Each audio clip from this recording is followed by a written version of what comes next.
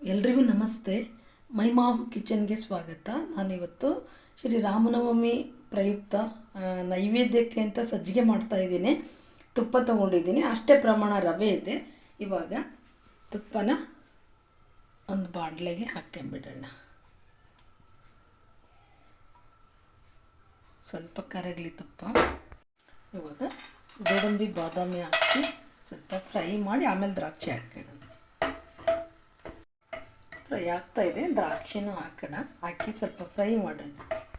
Fry ಆಗಿದೆ, ಎಲ್ಲನೂ ತೆಕ್ಕೊಂಬಿಡೋಣ. ಕರೆಕ್ಟಾಗಿ ಫ್ರೈ ಆಗಿದೆ. ತುಪ್ಪನ ಇದಕ್ಕಿಂತ ಇಲ್ಲ ಅಂದರೆ ಕಡಿಮೆನೂ ಹಾಕ್ಕೊಳ್ಬೋದು. ಇಷ್ಟೇ ಬೇಕಂತೇನಿಲ್ಲ.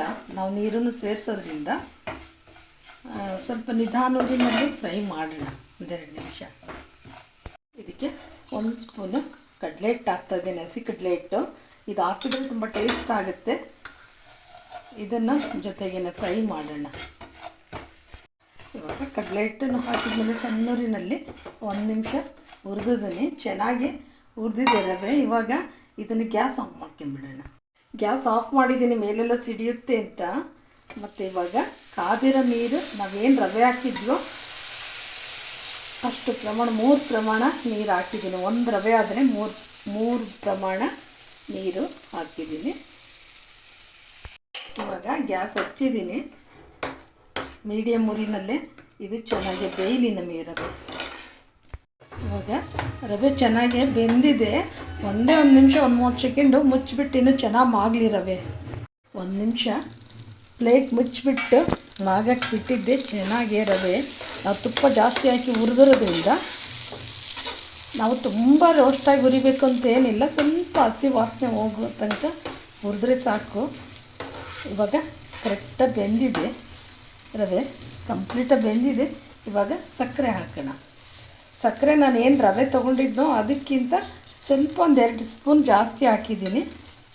ಸ್ವೀಟ್ ಕರೆಕ್ಟ್ ಆಗುತ್ತೆ. ಕಡಿಮೆ ಬೇಕಂದ್ರೂ ಹಾಕ್ಕೊಳ್ಬೋದು. ಇದಕ್ಕಿಂತ ಇನ್ನೂ 1 ಸ್ಪೂನು ಜಾಸ್ತಿ ಬೇಕಂದ್ರೂ ಹಾಕ್ಕೊಳ್ಬೋದು. ಇವಾಗ ಸಕ್ಕರೆ ನೀರು ಬಿಡುತ್ತೆ ಚೆನ್ನಾಗಿ. ಇದರಲ್ಲಿ ಬೇಯಲಿ ರವೆ, ಕುದೀಲಿ. ಸಕ್ಕರೆನೂ ಚೆನ್ನಾಗಿ ಕರಗಿದೆ, ಸಕ್ಕರೆನಲ್ಲೂ ಬೆಂದಿದೆ ರವೆ. ಇದೆ ಇವಾಗ ತಳ ಎಲ್ಲ ಹಿಂಗೆ ಬಿಡ್ತಾ ಇದೆ. ಈ ಥರ ಬೇಯಬೇಕು ಚೆನ್ನಾಗಿ. ಇನ್ನೊಂದು ನಿಮಿಷ ಬಿಡೋಣ, ಸಣ್ಣೂರಿನಲ್ಲೇ ಇದೆ. ಇವಾಗ ಕರೆಕ್ಟಾಗಿದೆ. ನಮಗೆ ಕರೆದಿರೋ ದ್ರಾಕ್ಷಿ ಗೋಡಂಬಿನ ಹಾಕೋಣ.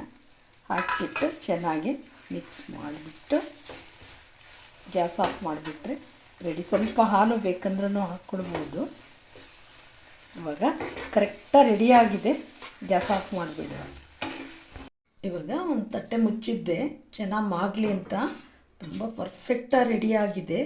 ಇವಾಗ ನೈವೇದ್ಯಕ್ಕೆ ಹಾಕ್ಕೊಂಬಿಡೋಣ. ಏನು ಚೆನ್ನಾಗಿ ರೆಡಿಯಾಗಿದೆ.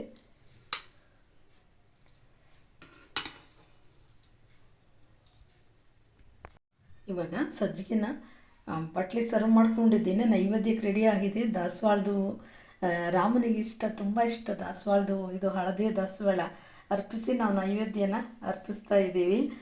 ಇದು ತುಂಬಾ ಟೇಸ್ಟ್. ಎಲ್ಲ ದೇವ್ರ ಪ್ರಸಾದಕ್ಕೂ ತುಂಬ ಶ್ರೇಷ್ಠವಾದ ಪ್ರಸಾದ ಇದು. ತುಪ್ಪ ಅಷ್ಟೇ ಹಾಕಬೇಕು ಅಂತೇನಿಲ್ಲ, ಸ್ವಲ್ಪ ಕಡಿಮೆನೂ ಹಾಕ್ಕೊಳ್ಬೋದು. ಬೇಕಂದರೆ ಸ್ವಲ್ಪ ಹಾಲನ್ನು ಸೇರಿಸ್ಬೋದು. ಏಲಕ್ಕಿ ಪುಡಿ ಹಾಕಿದ್ವಿ, ಅದು ಸ್ಕಿಪ್ ಆಗಿಬಿಟ್ಟಿದೆ. ಈ ವಿಡಿಯೋ ಇಷ್ಟ ಆದರೆ ಲೈಕ್ ಮಾಡಿ, ಕಮೆಂಟ್ಸ್ ಕೊಡಿ, ಶೇರ್ ಮಾಡಿ, ಸಬ್ಸ್ಕ್ರೈಬ್ ಆಗಿ.